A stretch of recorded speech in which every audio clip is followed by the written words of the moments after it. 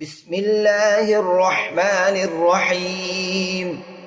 سبح اسم ربك الأعلى الذي خلق فسوى والذي قدر فهدى والذي أخرج المرعى فجعله غثاء أحوى سنقرئك فلا تنسى إلا ما شاء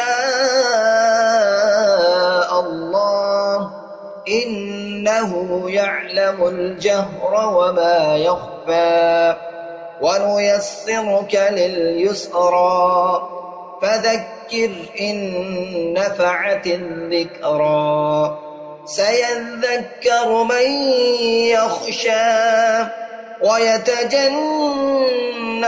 الأشقى الذي يصلى النار الكبرى ثم لا يموت فيها ولا يحيا قد أفلح من تزكى وذكر اسم ربه فصلى بل تؤثرون الحياة الدنيا والآخرة خير وأبقى إن هذا لفي الصحف الأولى صحف إبراهيم وموسى.